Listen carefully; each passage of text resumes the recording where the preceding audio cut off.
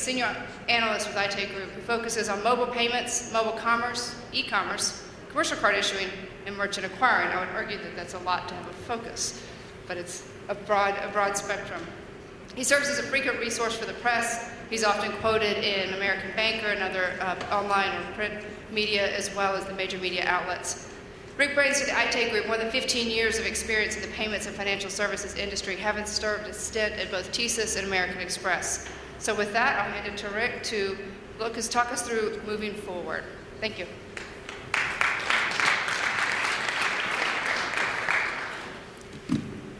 Hi, everybody. Thanks a lot for the opportunity here. I have to say, I came up with this title. This was Payments Disrupted, and you can see there's a question mark there, because I think that is a big question mark. Are payments really being disrupted? Are they being disintermediated? Are they being subordinated? I'll talk a little bit about that. But before I do that, I wanted to say that this is actually the third title that I came up with today. When we first booked this speaking engagement, they said, well, you know, Richard Krohn's going to open up, and we want you to close. And I thought, well, that's exciting, but it's a little bit nerve-wracking there. I mean, how do you close for Richard Krohn? I mean, the guy does cartwheels. And I thought, you know, I could do a couple of different things. I could take a real contrarian view, and you know, I'm speaking last, so I can get away with it, right? I could just point by point knock him off. And, you know, I came up with this title. Wait a minute. We seem to be losing my, hang on. Anyway, the first title I came up with is, Why is Richard Krohn Wrong? I thought I could go through that step by step and knock it all off. And but then I really, I kind of thought about it and actually started working on that presentation. And I ran into some trouble because I started to realize Richard Krohn's not wrong. And we seem to have some serious problems with the PowerPoint here. Hopefully this is going to work out. So the next title I came up with was, Why is Richard Krohn right? But I figured that's very boring and repetitive. So I came up with this concept of disruption and is that really happening? And hopefully we're going to be able to get this PowerPoint working. So what I'm going to take you through is, try and put a wrapper around everything that we've heard today, starting with some of the things that Richard talked about and some of the things that we've heard around throughout the day. But starting off with some basic understanding of what really m-commerce is anyway. I mean, this is really heavily focused on mobile payments today. Well, what is mobile payments? And I don't typically even use the term mobile payments for the simple reason is, as we heard Malcolm say, I don't really care about mobile payments. I care about a lot of things relative to the mobile device, but not mobile payments so much. So we'll talk about that and see what we can do. And we're still having trouble. Okay, so what does m-commerce mean to merchants? What does it mean to payments players? What should payments players be doing? And some food for thought, just discussion, things like that. So those are the things I wanted to run through today. And we'll start off with just this first concept of what is m-commerce anyway. Now, in the past, we could say that e-commerce and retail are separate things. And I imagine you've all heard the big cliche, right? The big cliche is that the mobile device is blurring the line between retail and e-commerce. But does anybody really understand what that means? I mean, it's blurry. Yeah, that's a blurry phone. There's a line. I don't really know what that means. So let's talk about what that really does mean. And in my view, what that means is that e-commerce comes with you, right? Or it comes to you.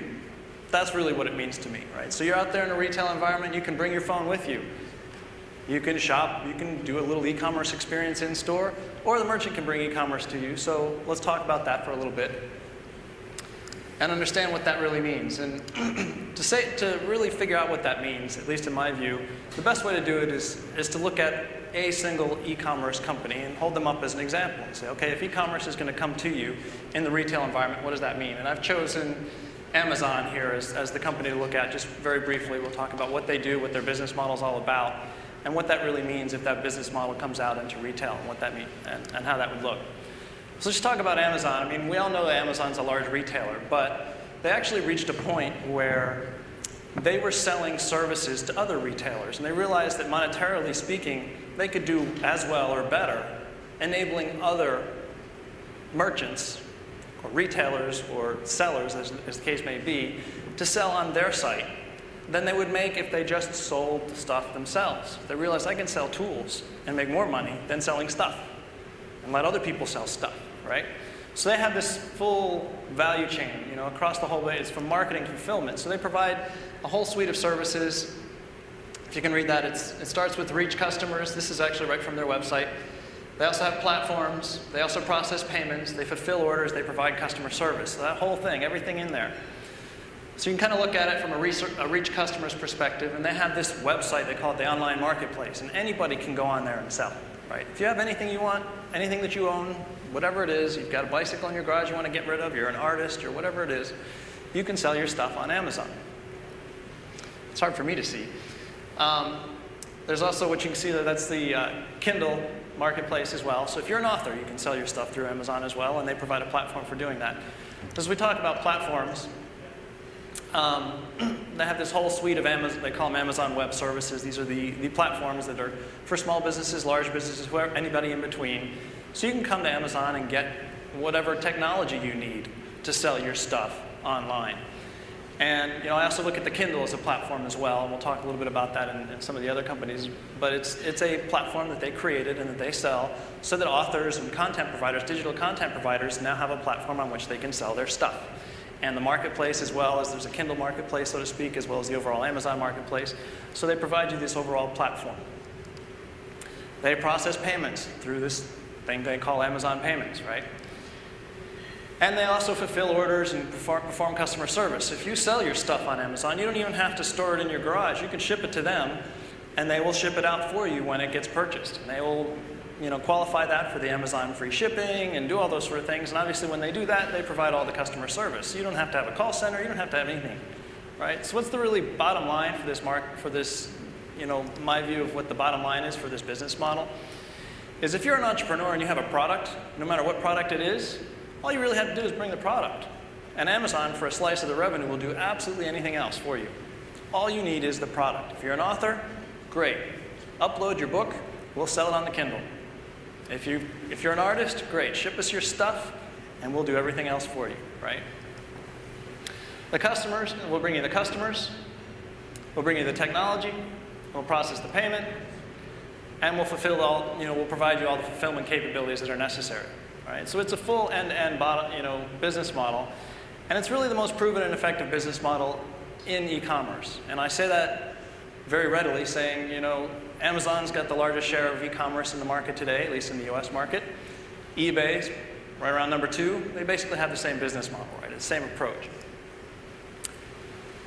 The other thing to think about is, whose customer is it really? So if you're just bringing the product, and they're bringing the customer, and they're processing the payment, they're providing all the service, do you really have a customer, or have you just sold some stuff and borrowed their customer to do it?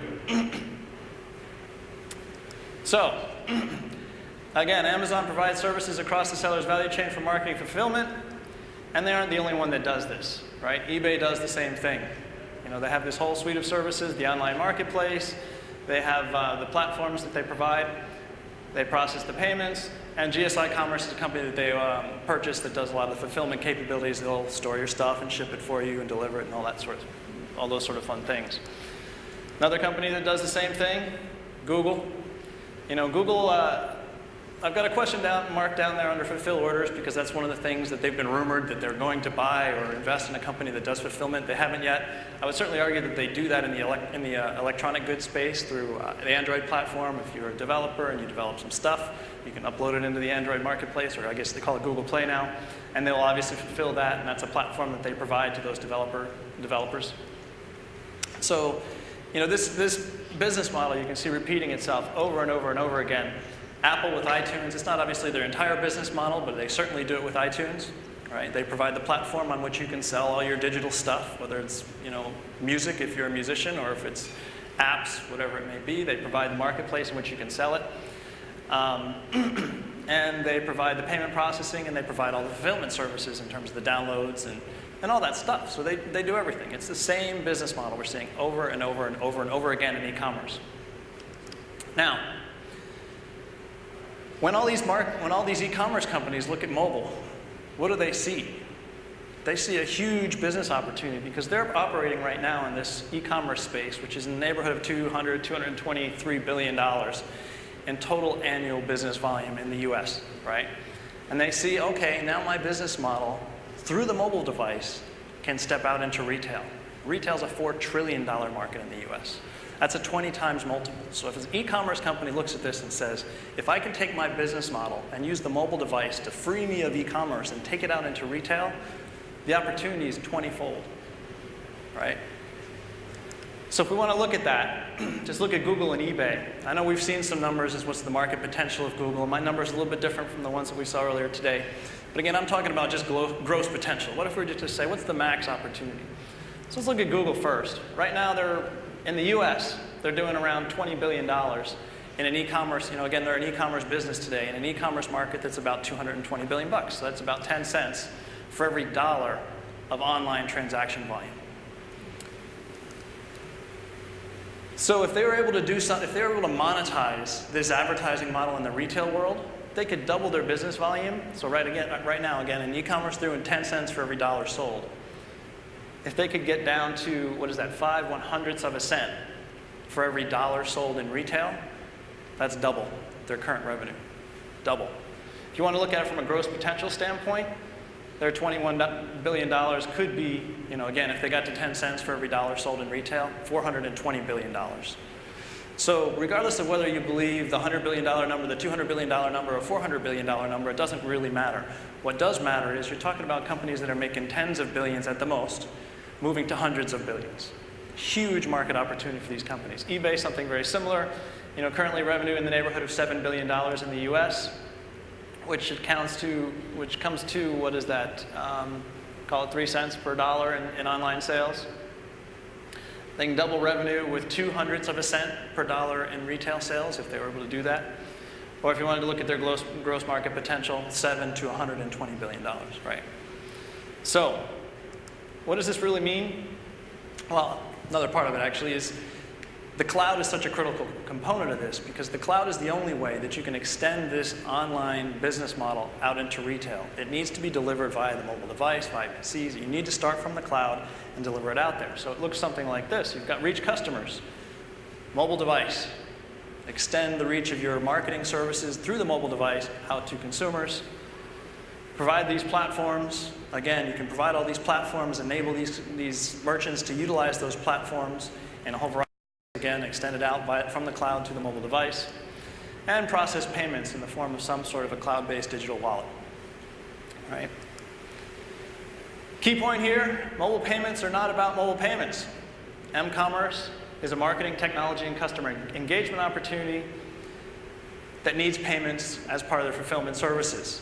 And we'll talk about another reason why you need payments in just a second, because we've actually heard that discussed quite a bit today. Why else do you need payment? So let's talk about that for a second. We'll move on. I've actually got a little highlighter, but it's not showing up on here. We're moving on to item number 2. What does this mean to merchants? Merchants today, if you're a retailer, you face a customer anonymity problem, right? Particularly, let's just say consumer walks in the door, pays cash, walks out the door. What do you know? That consumer is 100% anonymous. And if that consumer walks in and pays with a card, they're not 100% anonymous. You might get their name, but that's about it. You don't really have any way to reach them. You've got no contact information. You don't really know who your customer is. I think, if you're a payments company, that seems pretty foreign to have absolutely no idea who your customer is. But this is the reality that retailers deal with every day, is a lot of times their customers are anonymous. I think there was a statistic, was it 95% of Walmart's customers are completely anonymous to them? They don't know who they are. So, again, are mobile payments really about mobile payments? Or is the mobile device a way for a retailer to get over this anonymity problem and start to understand and know who their customer is, and more importantly, be able to reach them, have contact information? We heard Google talking about eliminating all those coupons. If I can send something to one of my customers and know something about them, I don't have to case or carpet bomb an entire zip codes with my coupons. I can send it directly to my customers, my best customers. And that's, ultimately the opportunity there. And, I heard a conversation about, are we going to cut into margins by creating all these offers and deals and things like that? No, we're already doing these offers and deals. Retailers are already doing these offers and deals, and they're sending them out through very, very expensive means because they don't know who their customers are, and they have to carpet bomb huge areas to get a few people to actually use them, right? And, personally, I throw them in the recycling bin before I even get into the house, right? Because they aren't talking to me, and they come in a big book of a whole bunch of different coupons. Who needs that, right? So, ultimately, merchants, and again, we heard Malcolm say this today, merchants don't see the mobile device as a payment channel. Do they even care about payments? No. What they see it as is a communications channel through which they can carry out an ongoing conversation with their best customers. So again, we're talking about this, right? Information exchange, back and forth on an ongoing conversation, merchants and consumers. That's really the opportunity that we're talking about. But again, to do this, you need a consumer to opt in. And we heard a lot about opt-in this morning. We called it enroll, right? So again, the one who enrolls is the one who, and I was a little worried about trademarks. I don't know if you got a trademark on that one, so I put in my own thing. But the one who can contact the customer, right? That's really what it's about. If you can contact the customer, then you do control, and that's a critical component. So let's talk a little bit about why payment is an important part of this. Well, you can see all these guys have their own payment engines in the online world, right? Amazon's got Amazon Payments, eBay has PayPal, Google has Google Wallet, Apple has their iTunes Wallet. All of these businesses in the online world have payment. And the big answer, the question is, why do they need it? Well, because consumers enroll to pay. That's when they enroll. At the point of purchase, a consumer is more than willing to give you information about themselves. How often does a consumer sign up for a new payment instrument when they're not buying anything? Right? And if you look at these guys, these are the companies that, again, are all successful in the digital wallet space in terms of gaining a large amount of customer enrollment, consumer enrollment. And the way they've done that is by being the only way to pay. If you go into eBay and you were looking to buy a bicycle that somebody was selling out of their garage, that seller didn't have a payment terminal. They were selling a bicycle out of their garage. They're not a real merchant. They're just a seller, right? So PayPal was the only way to do that transaction. If you wanted to buy that bicycle, you needed to be on PayPal. And if that seller wanted to sell that bicycle, they needed to be on PayPal as well. They were the only way to pay. That's when you get enrollment. So payments are critical because they drive enrollment, as well as there's data involved in it as well. Now let's talk about this business model in the retail world when we talk about m-commerce players, right? You see eBay obviously taking PayPal out into retail market, out in the retail space. Google taking Google Wallet as a mechanism to, again, move out into the retail world. Square Wallet. Groupon, obviously, Groupon doesn't have a separate name for it, but when you sign up for Groupon, you buy a Groupon, you give them your payment information, and they store it so the next time you buy it, it's a one-click buy, right? That's the way that works. So again, if you don't have payment, you don't get the enrollment, and the best time to do enrollment is at the time of purchase. You can say, I'm just going to store this information for you for your next visit, right? And that's when it works. So again, when we talk about m-commerce, you can see this is all moving out into the offline world. We're just replicating the past in a new environment. That's what's happening here, okay? What do you think MCX wants to do?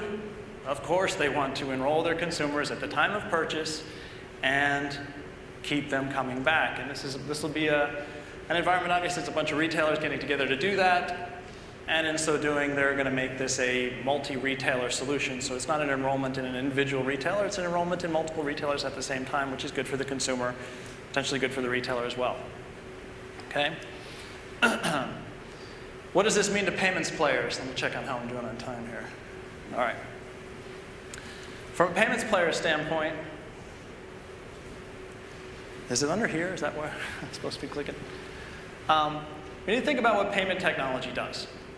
Payment technology moves a card credential between a merchant and a bank, right? So you're moving information in a very defined path, very defined piece of information, right? It does not do this. This is moving data back and forth between consumers and merchants. This is what customer engagement does. So payment technology is not m-commerce technology, right? And they're distinct things. So that's one of the reasons why I always say, if you're talking about mobile payments, you're talking about the wrong thing, because nobody cares about mobile payments. They care about this, and they care about the payment as a mechanism to drive enrollment, right? As well as to collect data once they're enrolled. So, the other thing that m-commerce infrastructure does is it deals with offers and rewards and all those other types of things that the merchant might send to that consumer through that ongoing communications channel that they have, right?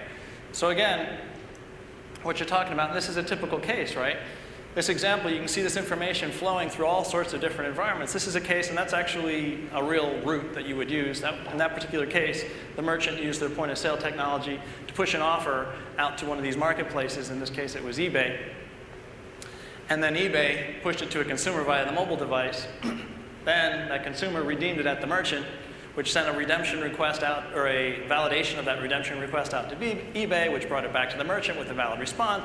And then finally, at the end, it goes up to the payment networks. They're very much at the back end of this. A net transaction rolls out to the payment networks. I can show you that again, I think. You see that transaction as that would flow. And you can see, yeah, the payment networks were in there.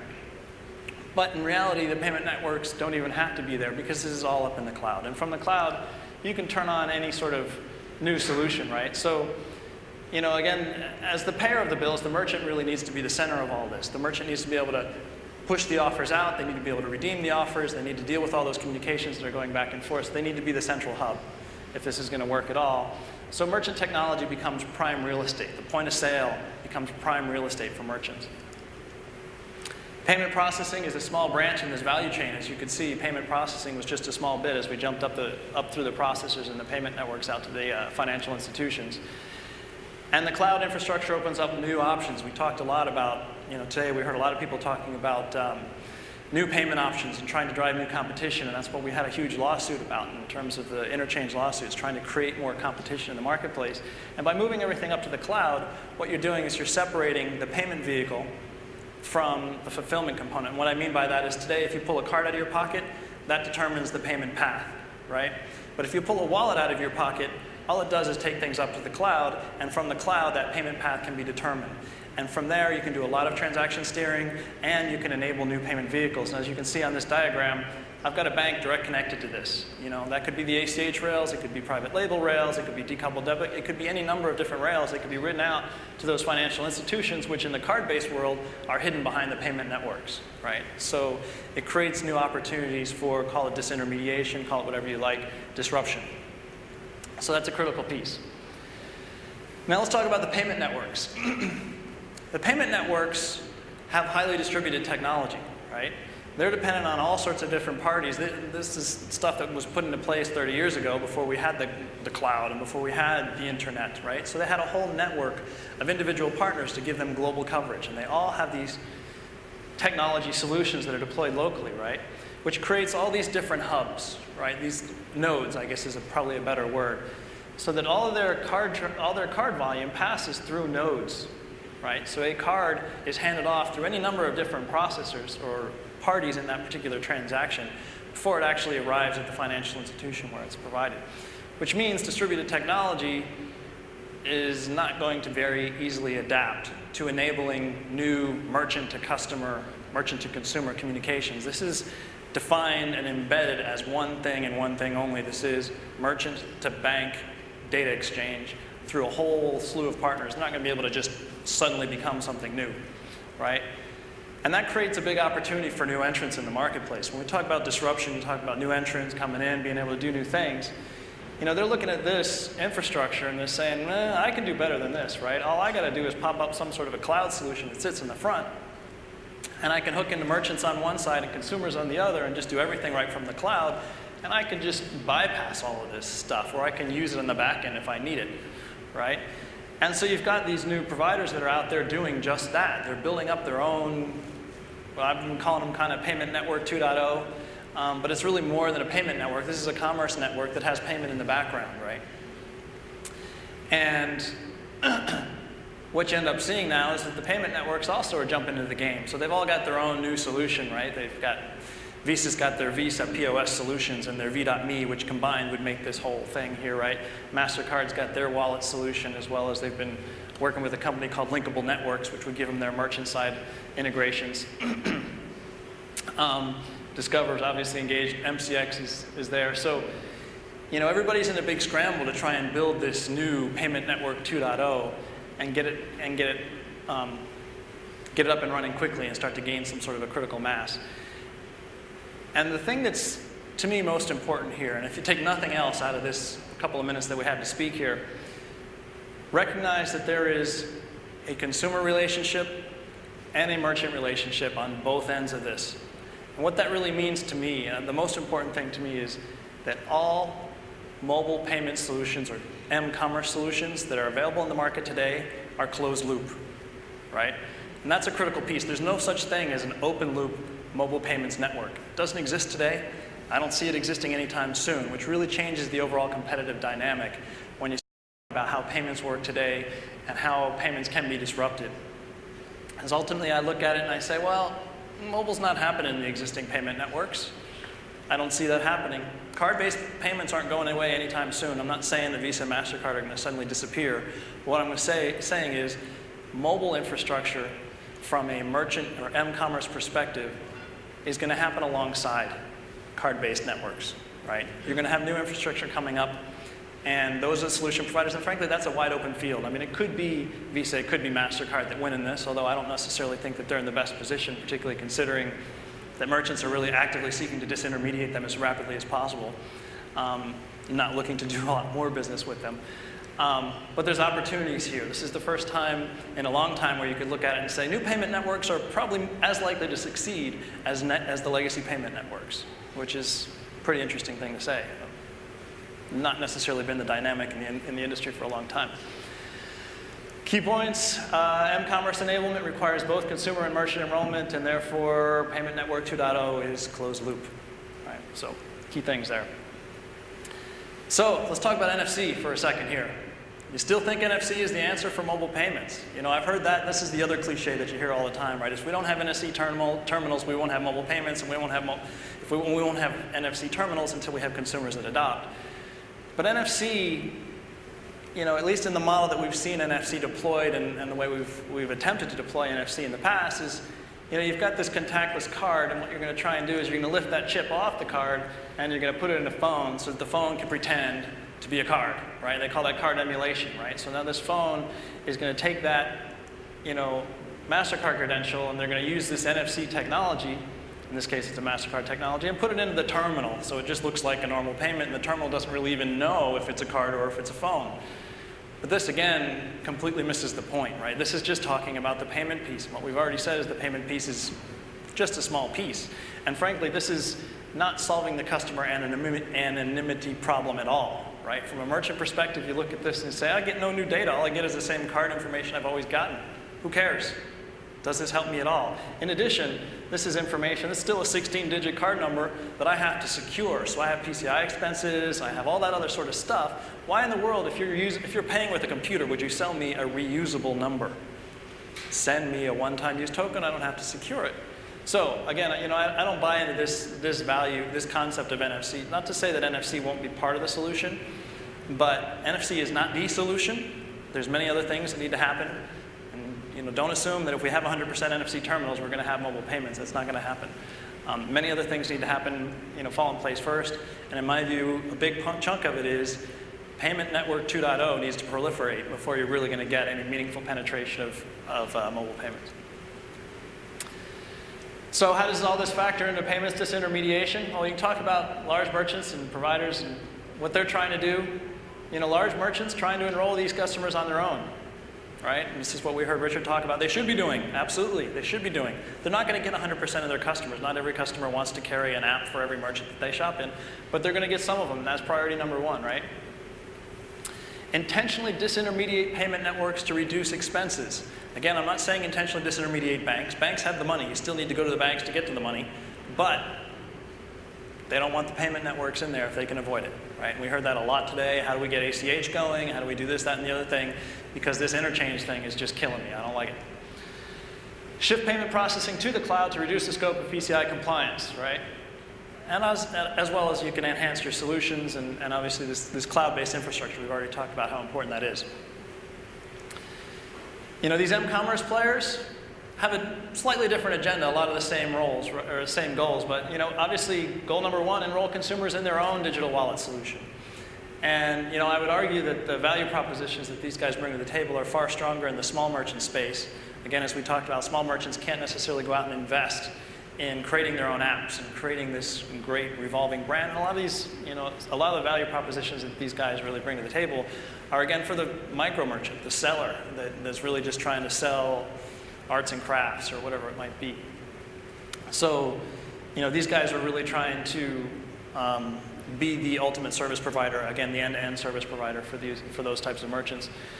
Work in front of or around existing payment players to enable greater product delivery as needed. What I'm saying here is these guys, they want the payment because for the reasons that we've already discussed, but they're frankly payment agnostic as far as what method gets used. They'll use whatever they can to get there. They're saying, look, I don't care about this merchant-to-bank communication piece. I'm more than happy to hand that off. In fact, Google and Level Up are saying, look, I'm more than happy to hand that off and subsidize it. I don't really care about that because I have the customer enrollment on the front end and I have the merchant-to-customer communication. That's what I'm interested in.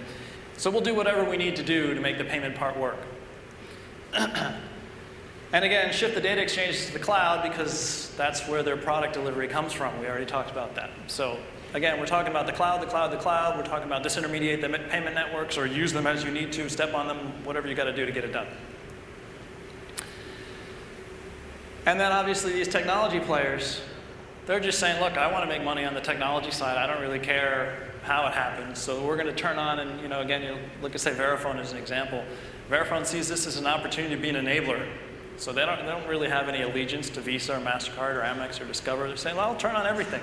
And they should be. That's the space where they are.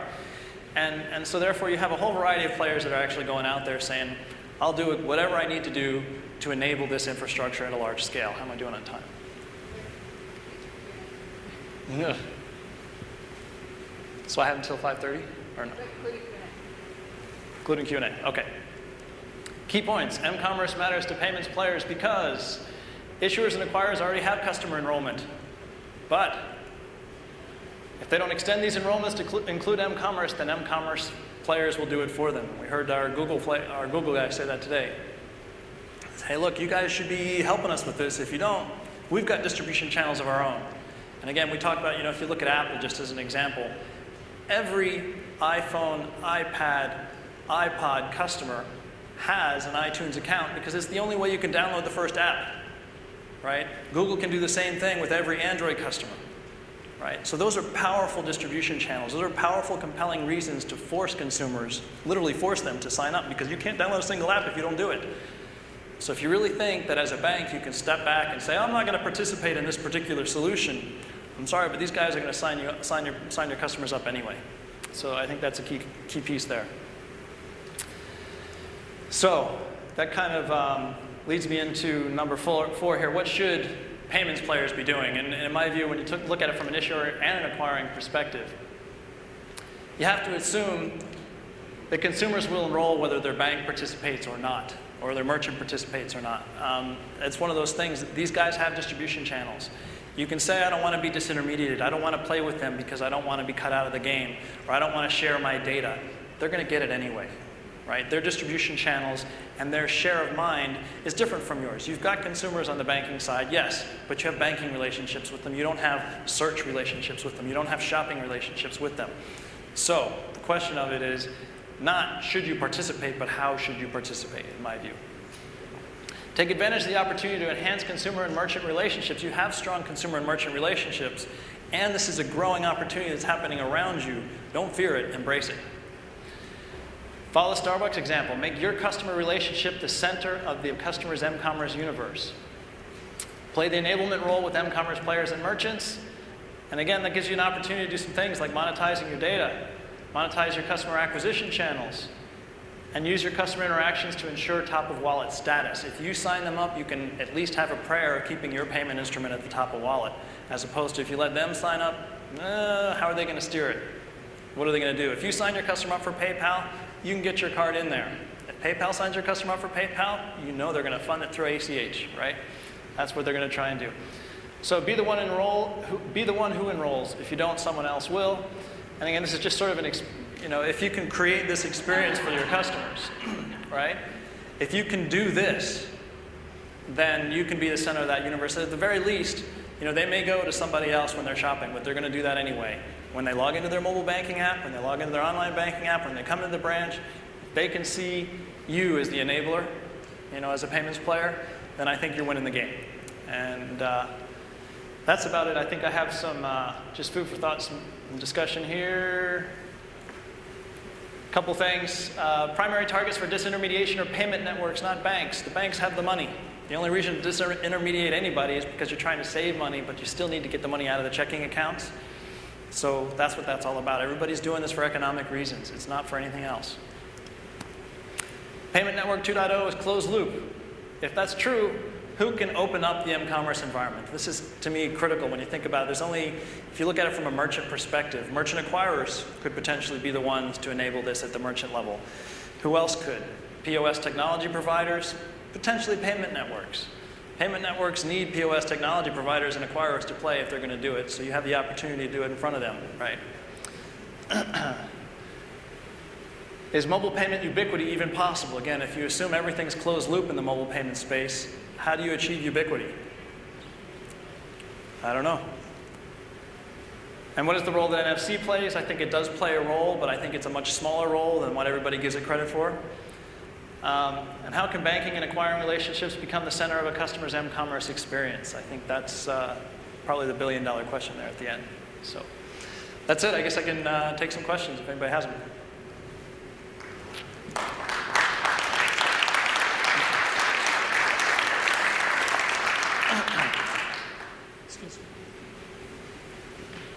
Hi, Rick. You started to talk about it a little bit there at the end, but with this Payments 2.0 cloud network, how do you foresee these players getting access to the merchant channel?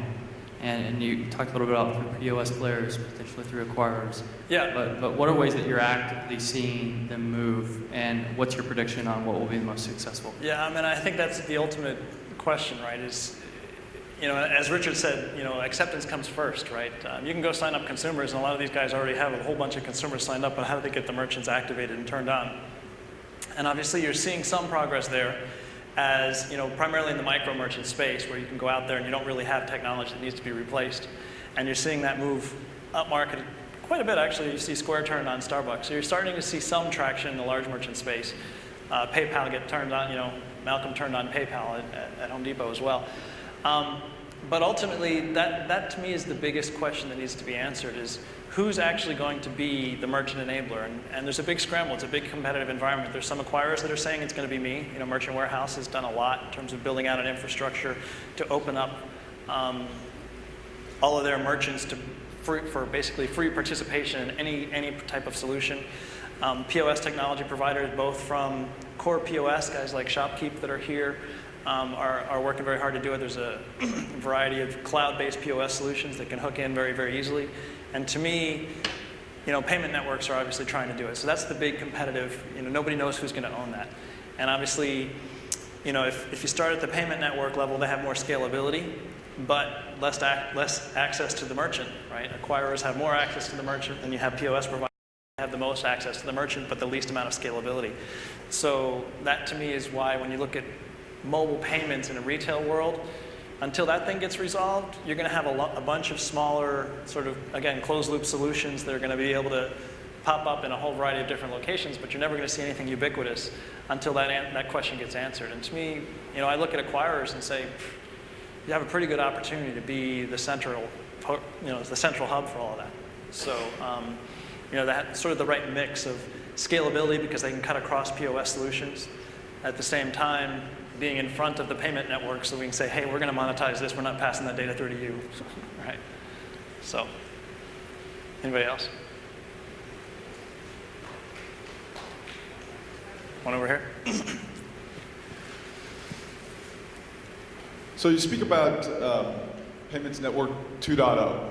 I guess the question or the thought that I have is, aren't we also talking about Issuer 2.0? Because in the end, the card itself as a mechanism to initiate transactions is going away.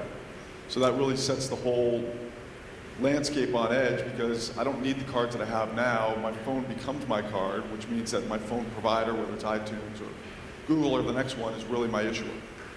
Yeah, absolutely. And that's one of the things actually I kind of neglected to mention is, if the whole world is closed loop, how do you issue into that? That becomes a very complex problem. But the reality of it is it's, Network 2.0 is not a truly closed loop in the way that it used to be before, right? Because closed loop before meant one bank, one merchant, but Payment Network 2.0 is more about one consumer, one merchant. So there's a variation of it. I almost call it closed loop, right? Because they're closed loop in terms of they have to have a consumer and a merchant relationship, but on the back end they can ride the open loop networks to get to whatever information, whatever banking assets they need to get to, and they can ride ACH, they can do all those sort of things. So, from an issuer perspective, issuers can sit back and do nothing.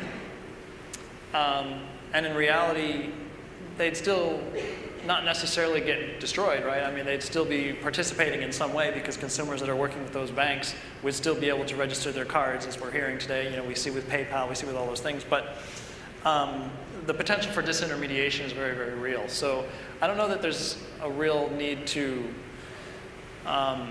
change technologically and develop, Issuer 2.0, but certainly being much more open-minded in terms of how you're going to participate with these programs, I think is critical. I mean, recognizing that as this stuff moves to the cloud, ACH becomes much more viable, and the revenue associated with ACH is not nearly as good if you're an issuer, right?